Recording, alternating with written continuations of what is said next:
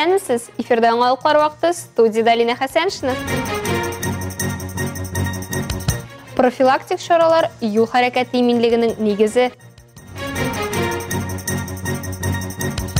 Татарстан кроссына ознакайлар да кушылды. Әлмәттә яңа фестиваль узды. Уку йылы башланды. Димәк, балаларның юлларда иминлеге тагын алгы планга чыга. Әлмәт юл хәрәкәте иминлеге дәүләт белгечләре яшь юл хәрәкәте инспекторлары белән берлектә кабат юл хәрәкәте кагыйдәләрен үзләре төгәл үтәргә чакыра һәм актив эш алып бара. Игътибар балалар, әнә шул исем астында 2нче номерлы мәктәптә юл хәрәкәте кагыйдәләре буенча әңгәмә узды. Аның максаты балаларга юлда йөрү кагыйдәләрен үтәүнең мөһимлеген аңлату. Бигрәк тә юл аркылы чыкканда велосипед һәм самокат белән идарә иткәндә игътибарлы булу зарур ди белгечләр. Пешеходы должны двигаться по тротуарам, пешеходным дорожкам, велопешеходным дорожкам, а при их отсутствии по обочинам. При отсутствии тротуаров, пешеходных дорожек, велопешеходных дорожек или обочин, а также в случае невозможности двигаться по ним, пешеходы могут двигаться по велосипедной дорожке или идти в один ряд по краю проезжей части. Ел башыннан Әлмәт районы территориясенә җәелүләр белән бәйле 29 юл транспорт һәлакәте теркәлгән. Аларда 2 кеше һәлак булган, 28 төрле дәрәҗәдәге имгәнүләр алган. Уку елы башлангач та балалар һәм аларның әти-әниләрне аеруча да җаваплы булырга туры килә. Юл транспорт һәлакәте курбаны булмас өчен бигрәк тә кичен балада һәм өлкәннәрдә яктылык кайтаргыч элементлар булу зарур. Световозвращающий элемент в наше время – это простой в применении жизненно важный аксессуар, который помогает быть заметным в темноте, а также в пасмурную и туманную погоду. Уважаемые родители, мы обращаемся к вам с просьбой: научите ребенка привычке соблюдать правила дорожного движения, примите меры к тому, чтобы на одежде у ребенка были светоотражающие элементы, делающие его заметным на дороге. Шушы көннәрдә колабызның яшь юл инспекторлары 10нчы мәктәптә махсус акция үткәрде. Мәктәпкә кергәндә балалар яшьләренә һәм өлкән сыйныф укучыларына яктылыкны кайтару элементларын кияргә чакырды һәм укучыларга фликерлар белән китте. Мондый махсус яктырткыч кайтаручы элементлар машина йөртүчеләргә җәяүлеләрне тәүлекнең караңгы вакытында ерактан күреп алырга мөмкинлек бирә. Шул сәбәпле күп кенә бәхетсезлек очракларын булдырмый калырга була. Радифия Нугманова, Рафаэль Сафин, яңалыклар вакыты, Луч Әлмәт телекомпаниясе. Ознакайның юбилейный стадионда Татарстан кроссы 2022 узды. Ярышларда районның билим бирү учреждениеләре, укучылары, предприятиеләр һәм оешмалар хезмәткәрләре, өлкән буын кешеләре, гомумән спортны яраткан, актив сәламәт яшәү рәвеше алып барган һәркем катнашты. Сәламәт яшәү рәвешен хуплап, ярышка кечкенәләр дә, өлкәннәр дә, җитәкчеләр, авыл җирлеге башлыклары да килгән иде. Ел сайын безнең менә Спартакиада муниципаль эшләр арасында Спартакиада елдык. Без мен үзем футболда катнашам, топ уенында, ләгә хоккей уенында катнашкан именно. Йөгерү дигәндә инде бу йөгерүне мин бәгә чакта яратам инде. Хәзер соңгы елларда кросс нацияда катнаша башладым инде. Монда инде әзерләмичә килеп булмый, чөнки инде әзерләсәң генә йөгереп була бу ниләрне. Шигырьләр иҗат итүче Гөлчәчәк Хаҗиева да бүген үзен сынап карарга булган. Спортны яратам, кышын чаңгыда да йөрим диде ул. Район күләмендә уздырыла торган һәрбер ярышта, һәрбер чараларда актив катнашырга тырышабыз.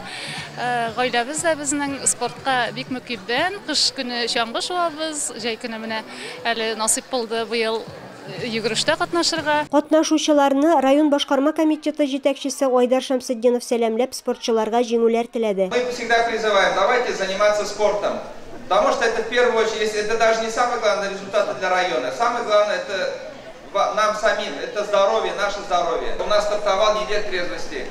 Это как раз кто занимается спортом, кто ведет здоровый образ жизни, у них не остается времени уже, и помысла, и времени не остается для таких вредных привычек. Әлеге ярышларны үткәрүнең төп максаты халык арасында җиңел атлетика һәм масса күләм физик культура хәрәкәтен популярлаштыру, сәламәт яшәү рәвешен пропагандалау. Чакырдык балаларны, бөтен мәктәпләрдән дә, предприятиеләрне, дистанциялары безнең бөтен возрастларда бар. Аны карында менә гыто ясыйбыз. Кемнең бирәс килә, шушы балаларда бирә алалар. Старт көндезге сәгать 2-дә бирелде. Яшь буенча йөгереш 8 категориядә узды. 1-нче, 2-нче, 3-нче урыннарны алучыларга дипломнар, медальләр тапшырылды. Шунда ук гыто нормативларын тапшыру мөмкинлеге дә булды. Илмира Шарифуллина, Рөстәм Акбаров, яңалыклар вакыты, Луч Әлмәт телекомпаниясе. Лениногорскида Геройлар аллеясында 7 мартта Украинада махсус хәрби операция вакытында батырларча һәлак булган Россия герое Дамир Исламовка мемориал ачылды. Ачылу тантанасы танкист көнендә узды.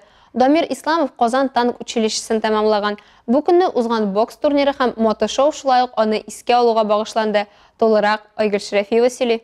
Россия герое Дамир Исламовка мемориал ачуга барысы да килгән. Лениногорск районы башлыгы Әлмәт һәм Бөгелмә епископы, Россиянең танылган боксчылары Денис Лебедев һәм Александр Поветкин, геройның дуслары һәм хезмәте буенча иптәшләре. Чарада һәлак булган танк экипажының туганнары да катнаша. Алар арасында Дамирның бер туган апасы Динара Алтынова да бар. Әлеге чара алдыннан ул Казан югары танк командасы училищесы янында энесенең бюстын ачу тантанасында катнашкан. То, что память живет, это нам легче от этого становится. То, что его помнят, он на устах у всех. То есть мы не ходим, не говорим, не оглашаем, как говорится, да. А то, что его помнят, ну, просто за то, что он есть, за какой он был и все такое.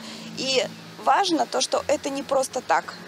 Геройны 1 минутлык тынлык белән искә алдылар. Аннары Лениногорск халкы шәһәр үзәгендә оештырылган мотошоуны карый алды. Аны да Россия герое Дамир Исламов истәлегенә багышладылар. Моның өчен Лениногорскига махсус рәвештә иң башсыз трюк кубогы иясе каскадер Марат Канкадзе үз шәкертләре белән килгән. Я приехал по просьбе Альберта Сафина, это мой тренер по боксу, который также являлся тренером Дамира Исламова. Сегодня мы знаем День танкиста, и сегодня у нас мероприятие посвящено светлой памяти ребят, которые погибли, мужественно выполняя свой долг перед нашей Родиной.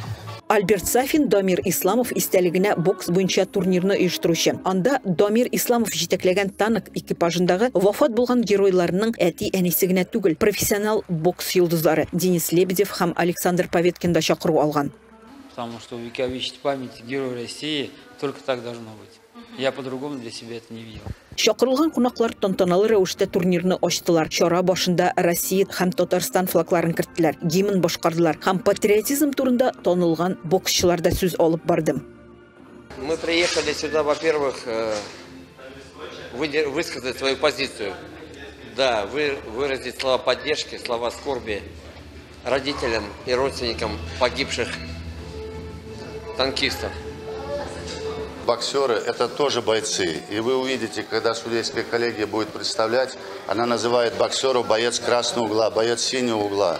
И боксер, выходя на ринг, он преодолевает страх над болью, над собой. Падая на ринге, он встает, идет вперед. Дамир Исламов истәлегенә багышланган бокс турниры ел сайын үткәреләчәк. Айгөл Шәрәфиева, Зирак Сәйдкулов, Луч Әлмәт телекомпаниясе, яңалыклар вакыты.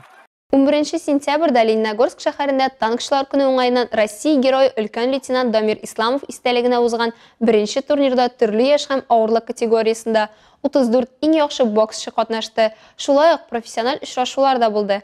Ярыш нәтиҗәләре буенча Әлмәтле Илназ Юсупов һәм Роман Манукян алтын медаль ияләре булды. Беренче урын алучы егетләр мәктәп укучылары булса, Номус шәхси сак оешмасы хезмәткәре Даниэль Галиев колабызга көмеш медаль алып кайтты. Спортчылар Дивон бокс клубында һәм Юность спорт мәктәбендә Раджиф Низамиев һәм Сергей Бормутов та шөгыльләнә. Әлмәттә Позитив улиц бөтен Россия урам мәдәнияте, сәнгате һәм спорты фестивале узды. Шимбә Әлмәтлеләр өчен сайлап алу туры оештырылса, якшәмбе бию һәм экстремаль юнәлештәге сәләтле яшьләр финалда чыгыш ясады. 360 есть! Позитив улиц фестивале проектның барлыгы җиңүчеләрен җыйды. Алар 4 регионны тәкъдим итте. Барлыгы колабызда 4 мәйданчык оештырылган иде. Индустриаль скверда экстремаль спорт төрләре буенча ярышлар узды. BMX, самокат һәм скейтбордингта чыгыш ясадылар. Индустриаль скверда стритбол буенча турнир да уза. 3 кешедән торган командалар яшь-үсмерләр, хатын-кызлар, ир-атлар категориясында ярыша. Стритбол буенча Татарстан кубогы этабы кысаларында ярышлар 2 мәйданчыкта узды. Ярослав Чеберев, элеккеге хоккейчы, 6 ел стритбол белән шөгыльләнә. Не местные вот даже приезжают из Знакаева. Инде 6 тур уйнайбыз. Июльдә башлаган иде. Хәзер соңгы тур 1-2 урын алучылар Казанда чыгыш ясаячак. Һәркемгә уңыш, тиз һәм күп кергән туплар, иң мөһиме сәламәтлек телим. Стритбол буенча турнирда Нәзим Гарипов та бар. Ознакай егете инженер булып эшли. Спорт белән дә шөгыльләнергә вакыт таба. Җомга гына кросс йөгергән, якшәмбе инде Әлмәттә уйный. Очень сильные соперники. Көчле көндәшләр, ярышыр кеше бар. Беренчедән үзеңә көчеңне, сәләтеңне, әзерлегеңне күрсәтергә була. К чему я готовился и к чему стремиться дальше. Шул ук вакытта Шорлауыклы буаларда брейк-данс, all-styles һәм команда чыгышлары буенча бию батыллары узды. Позитив улиц проекты ялларда калабызны сәләтле яшьләр җыелган урынга әйләндерде. Хис кичерешләр, күтәренке кайф, урам субкультурасы мәдәни иҗади үсеше Татнефть ярдәме белән мөмкин булды. Нам важен сам процесс реализации, нам важен конечный результат. Ну и, конечно же, Безгә тормышка ашыруда нәтиҗәдә әлбәттә кире элемтә чаралардан канәгать һәм аларда мәшгуль кешеләр безнең уртак эшне күрүләре мөһим. Во все эти мероприятия, и они видят нашу совместную работу. Урам культурасын, сәнгатен һәм спортны үстерү буенча урамнарның позитивлыгы республика проекты 2022 елда игелеклелек энергиясе социаль инициативалар конкурсында җиңүче булды. Проект урам субкультурасы вәкилләрен мәдәни һәм иҗади үстерүгә юнәлдерелгән. Пермь шәһәреннән ушучы баскетболчылар фестивальнең кунаклары булды. Аларның чыгышы әлмәтләрнең йөрәкләрен яулады һәм күтәренке кайф бүләк итте. Фристайл-данкинг – это относительно молодой вид нетрадиционного спортивного искусства. Фристайл-данкинг бу чагыштырмача яшь традицион булмаган спорт сәнгать түре. Асылы батутта сикереп туп белән трюклар ясаудан гыйбарәт. И забивать.